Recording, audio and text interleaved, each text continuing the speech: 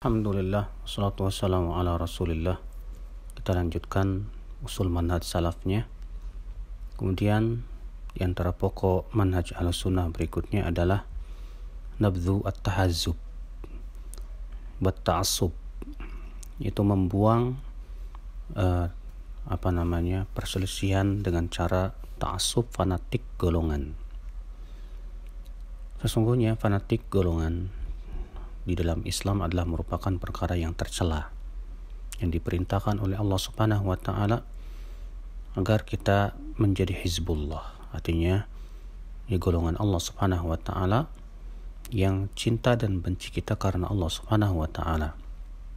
Allah Subhanahu wa taala memuji orang-orang yang menjadi golongan Allah tersebut. Allah berfirman, ala inna hizballahi humul ghalibun. Ketahuilah sesungguhnya golongan Allah Subhanahu wa taala itulah yang menang. Allah juga berfirman, ala inna hizballahi humul muflihun. Ketahuilah golongan Allah itulah yang akan beruntung. Siapa golongan Allah? Yaitu golongan Allah itu adalah orang yang cintanya karena Allah, bencinya karena Allah, memberikan loyalitas dan permusuhan juga karena Allah Subhanahu wa taala. Mereka tidak mengedepankan perkataan siapapun di atas perkataan Allah Subhanahu wa taala dan Rasulnya. Sehingga mereka juga bersaudara karena Allah, karena keimanan, bukan karena ikatan-ikatan duniawi. Maka ini yang disebut dengan hizbullah, yaitu golongan Allah Subhanahu wa taala yang tahazzubnya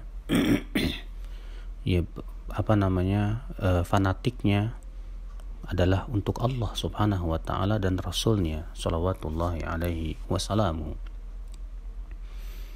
Dan Allah Subhanahu wa taala mengecam atau mencela tahazzub atau ta'assub, fanatik golongan bukan karena Allah Subhanahu wa taala.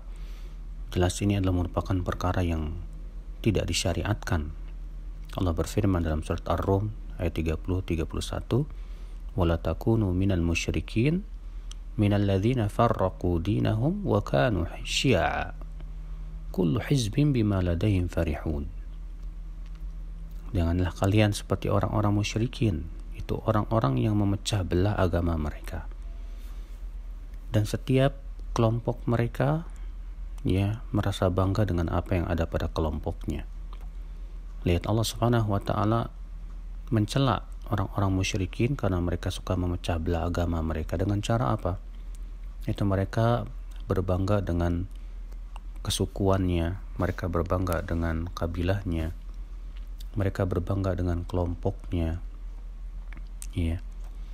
Demikian pula apabila seseorang berbangga dengan organisasinya atau dengan yayasannya, ini semua adalah perkara yang tercela.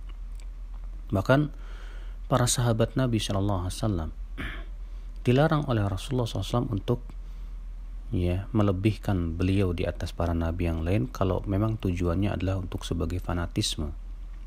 Sebagaimana disebutkan dalam sebuah riwayat bahwa ada seorang sahabat mendengar orang Yahudi melebih-lebihkan Nabi Musa. Kemudian orang Yahudi ini ditampar oleh seorang sahabat. Dan sahabat ini pun kemudian melebih-lebihkan Nabi Muhammad SAW. Mendengar itu Rasulullah SAW marah dan berkata, la tufaddiluni ala anbiya. Jangan kalian lebih-lebihkan aku di atas para nabi. Padahal beliau adalah nabi yang paling utama. Tapi beliau maksudnya adalah melarang demikian karena sikap mereka yang sifatnya fanatisme. Para nabi semua sama, semua mereka berdakwah kepada Allah Subhanahu wa taala. Para nabi semua adalah mendapatkan wahyu dari Allah Subhanahu wa taala. Tapi ketika terjadi fanatisme terhadap seorang nabi saja, dalam artian menolak nabi yang lain, meremehkan nabi yang lain, maka ini tercela.